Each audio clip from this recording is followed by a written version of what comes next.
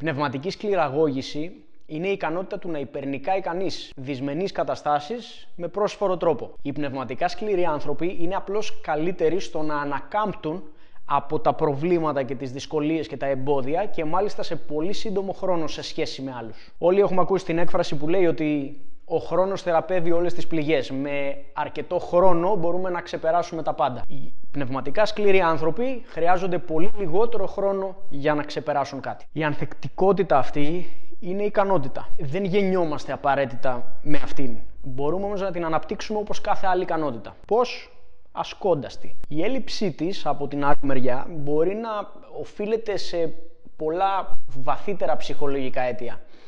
Ένα παράδειγμα, ας πούμε, θα μπορούσε να πηγαίνει πολύ πίσω στο χρόνο, στην ανατροφή των γονιών. Πολλοί γονείς, από την υπερβολική τους αγάπη προς το παιδί, τείνουν να βρίσκονται πάντα εκεί δίπλα του όταν το παιδί πάει να αποτύχει σε κάτι, κρατώντας το, μη επιτρέποντάς του έτσι να πάρει μαθήματα από αυτή την αποτυχία και να καταφέρει να την αντιμετωπίσει μόνο του. Αν οι γονείς πάρουν ένα ποδήλατο σε ένα παιδί, με σκοπό να μάθει να κάνει ποδήλατο και βρίσκονται εκεί δίπλα του σε κάθε μέτρο της πορείας για να το κρατάνε χωρίς να πέσει, το παιδί δεν θα μάθει ποτέ ότι στη ζωή πέφτουμε και πρέπει να ξανασηκωθούμε. Ακόμα χειρότερο, το να μην πάρει κανείς το παιδί ποτέ ποδήλατο μέχρι να μεγαλώσει πολύ ώστε να είναι θεωρητικά έτοιμο να κάνει ποδήλατο χωρίς να χτυπήσει. Πώς μπορεί λοιπόν κάποιος να γίνει σκληρός? Οι πολεμικές τέχνες και ο αθλητισμός είναι ένα φοβερό μέσο γι' αυτό, διότι αναγκαστικά σε αυτές τις δραστηριότητες θα αποτύχεις και πολλές φορές. Άρα δεν μπορείς παρά να ανταπεξέλθεις, να το αντιμετωπίσεις και να ανταπεξέλθεις. Πώς αντιμετωπίζουμε μια δύσκολη κατάσταση και μια αποτυχία? Με την εξής διαδικασία. Πρώτα απ' όλα, έλεγξε τα συναισθήματά σου. Μην γίνεσαι παρορμητικός και μην αφήνεις τα όποια αρνητικά συναισθήματα να καταλάβουν το μυαλό σου. Έπειτα ανάλυσε το πρόβλημα και βρες ποια πτυχή του είναι αυτή που είναι υπεύθυνη για την αποτυχία. Φτιάξε ένα πλάνο αντιμετώπισης και εκτέλεσέ το. Αν είσαι εξοικειωμένος με την αποτυχία, αυτή η διαδικασία θα γίνεται πολύ γρήγορα. Θα παραμερίζεις τάχιστα τα αρνητικά συναισθήματα και θα βρίσκεις γρήγορα τρόπους για να ανταπεξέλθεις στο πρόβλημα. Αυτό ακριβώς θα συμβεί και στην αυτοάμυνα.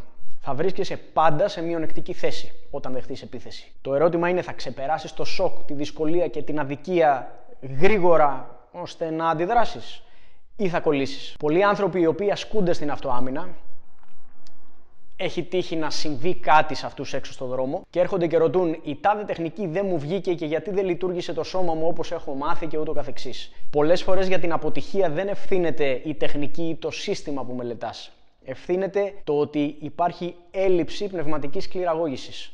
Δεν αντιμετωπίζει κανείς το σοκ γρήγορα και άρα δεν αντιδρά με τον τρόπο που ξέρει να το κάνει. Η προπόνηση φυσικά, αλλά και μια ουσιαστική εσωτερική αναζήτηση ως προς το γιατί φοβάσαι την αποτυχία, είναι κλειδιά για να αναπτύξεις πνευματική ανθεκτικότητα. Προπονήσου έξω από τα βολικά σου όρια, πίεσε τον εαυτό σου. Όταν κάτι πάει στραβά, έλεγξε τα συναισθήματά σου, ανάλυσέ το, φτιάξε ένα σχέδιο και εφάρμοσέ το. Όσες φορές χρειαστεί για όσα εμπόδια συναντάς στον δρόμο σου. Θέσε υψηλούς στόχους, αλλά να θυμάσαι ότι φτάνεις εκεί κάνοντας ένα βήμα κάθε φορά.